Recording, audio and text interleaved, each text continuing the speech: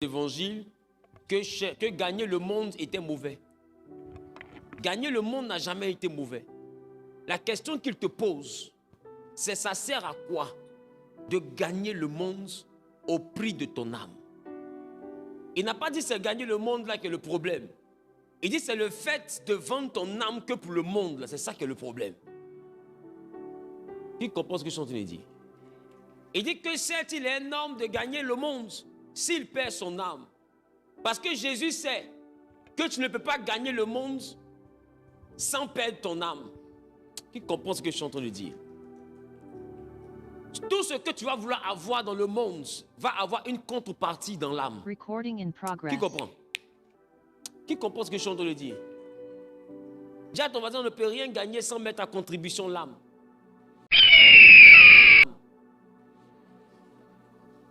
Voilà pourquoi il dit, si tu gagnes le monde et que tu perds ton âme, ça ne te sert à rien. Pourquoi il le dit? Il le dit parce qu'il connaît un acheteur. Et cet acheteur-là, quand lui paye l'âme, il te donne le monde, toutes les richesses et toute la gloire. Cependant, il te fait perdre ton âme. Quand on dit perdre ton âme, ça veut dire tu ne connaîtras pas la vie éternelle. Donc c'est comme si tu privilégiais le monde sur les richesses au détriment de la vie éternelle. Qui comprend ce que je suis en train de dire? Alors Jésus te dit, ça sert à quoi de rentrer dans ce commerce-là? C'est un commerce qui se fait, mais il dit c'est un mauvais commerce qui ne sert finalement à rien. Puisque Salomon a déjà défini la gloire. Salomon dit, avec tout ce qu'il a, vanité de vanité, tout est vanité. Alors il est en train de te dire que ça ne sert à rien de gagner le monde, perdre son âme, puisque tout ce qu'on peut avoir sur terre, là, Salomon qui a tout eu, a appelé ça la vanité. Mais je vais te faire remarquer quelque chose. En même temps que l'apôtre Salomon,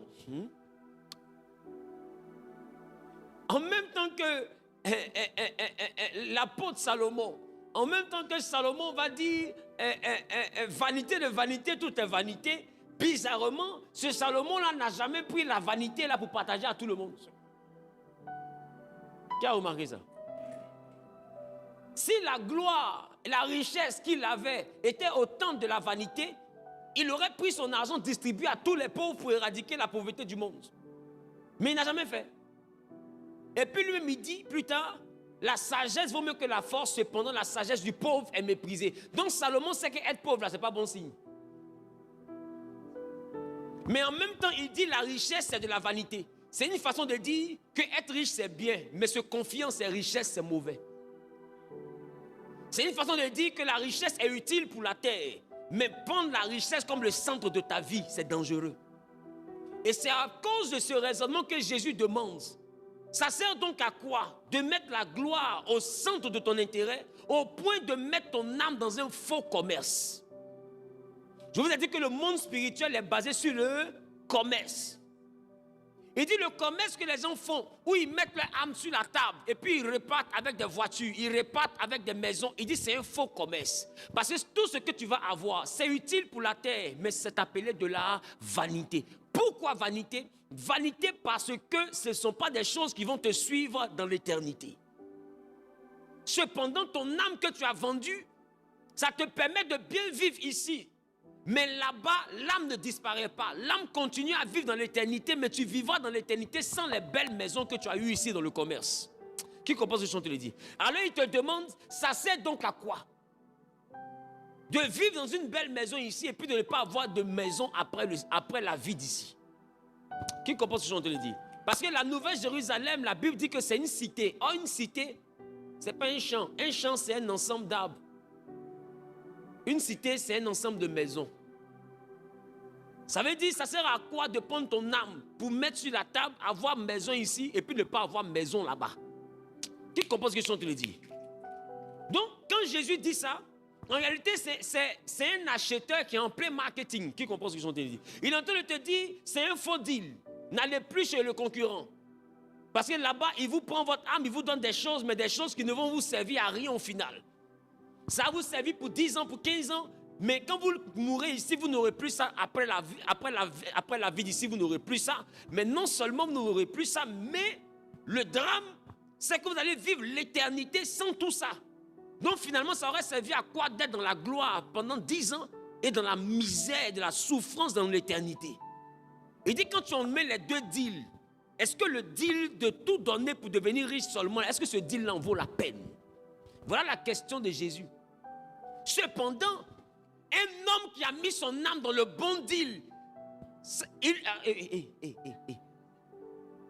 ça sert à beaucoup de gagner le monde. Qui comprend ce que je suis en train de dire? Quand ton âme est rentrée dans le bon commerce, gagner les richesses, gagner la gloire sert à beaucoup de choses. Dis avec moi, pasteur, explique-moi. Si Dieu est venu chez Salomon, ce n'est pas parce qu'il était le fils de David. Dieu est venu chez Salomon parce que Salomon a construit un temple historique. Ce temple-là était particulier dans son architecture, mais pas que ça. Les poteaux du temple étaient recouverts d'or. Je n'ai pas dit ça, là. Ça ressemble à or, c'est pas or. Il ne faut pas venir dire, donc quand il a dit le temple de Salomon, il y a or dans ce qu'il a touché là, c'est or, allons la nuit pour enlever. Que Dieu te punisse. Donne-moi un amen bien. Donc il dit, les poteaux de son temple que lui il a fait là étaient en or massif. Les ustensiles, les assiettes, les cuillères, tout ce qui était dans le temple était en or. Salomon a fait du luxe à outrance. S'il y a un pupitre, son pupitre à lui était en or massif. Il a pris toute cette gloire-là qu'il a mis dans la maison de Dieu. Et pour dire merci à Dieu, en dédicace, il a fait 1000 offrandes d'holocauste à l'Éternel. La Bible, Dieu était tellement séduit que Dieu est venu dans le rêve de Salomon pour dire, Salomon, demande-moi tout ce que tu veux et cela te sera accordé. Vous allez comprendre avec moi. Salomon est venu et il a dit, je veux la sagesse et l'intelligence. Tu sais, quand quelqu'un a construit un temple comme ça, et puis il a mis or sur tous les poteaux, et puis tout en or, imagine le montant. Et puis maintenant, il tue 1000 animaux comme sacrifice. Et puis il lui demande ce que tu veux. Et puis il ne demande pas l'argent. Il est en train de te dire, Essigbe. Qui comprend ce que je suis en train de dire? Il est en train de te dire, Seigneur, je suis derrière un debout.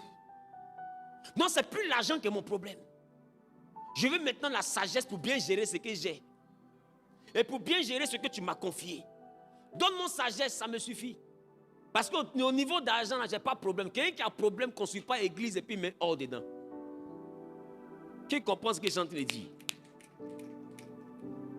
Mais néanmoins, Dieu dit à cet homme qui semble être suffisant. Suffisant au point de ne pas demander la richesse. Parce qu'un homme normal a besoin de richesse. Dieu lui dit, je vais te donner la richesse et la gloire. C'est-à-dire ce que vous appelez le monde là. Gagner le monde là. Dieu a offert ça à Salomon. Pourquoi? Parce que dans le troc, Salomon a mis l'intérêt de Dieu devant lui son intérêt. Dieu n'a pas de problème que tu aies la gloire. La gloire n'est pas mondaine, la gloire est divine. D'ailleurs, la cité céleste n'est pas éclairée par la lumière du soleil, dit l'Apocalypse.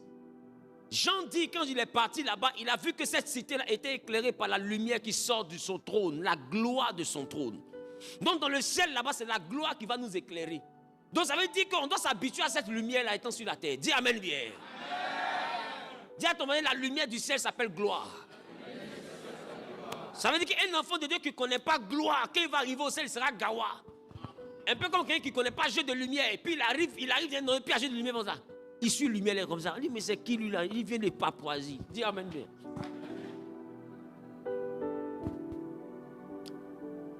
Il dit, que c'est-il un homme de gagner tout ça? Si au finish, j'ai pas entendu. Si au finish, il perd son âme. Donne-moi un amen bien. Ça veut dire que dans la course de tout ce que nous recherchons, il y a quelque chose que nous engageons. Ça s'appelle l'âme. Alors Jésus, il n'a pas dit s'il perd son temps, il dit s'il perd son âme. Vous devez comprendre que l'âme, dans le monde spirituel, est une monnaie. L'âme permet d'acheter tout ce que nous voyons. Mais Jésus dit, pour avoir tout ça, il faut savoir à qui tu vas vendre, à qui tu vas donner ton âme pour avoir ça. Parce que tout ce que le monde veut, là, il y a deux acheteurs. Il y a un, quand lui prend ton âme, on appelle ça, mon âme est perdue. Parce que je vais tout avoir, et quand je meurs, je vais tout perdre. Et je vais finir dans le feu. Et puis il y a un autre, quand lui on l'accepte, il nous fait tout avoir, et même quand on meurt, on continue dans la gloire. Voilà pourquoi quand Pierre a demandé, nous qui avons tout laissé pour te suivre, c'est que nous qu'on a pris notre vie pour te donner, on a sacrifié notre vie pour te donner. Notre futur ici, là, c'est comment? Jésus répond en disant, il n'y a personne qui abandonne tout pour me suivre, sans avoir en retour le centuple de ce qu'il a laissé dans ce siècle et dans le siècle à venir, la vie éternelle. Ça veut dire que Jésus est en train de dire, quand tu lui donnes ton âme, dans le siècle présent dans lequel nous vivons, là, il te fait vivre la gloire.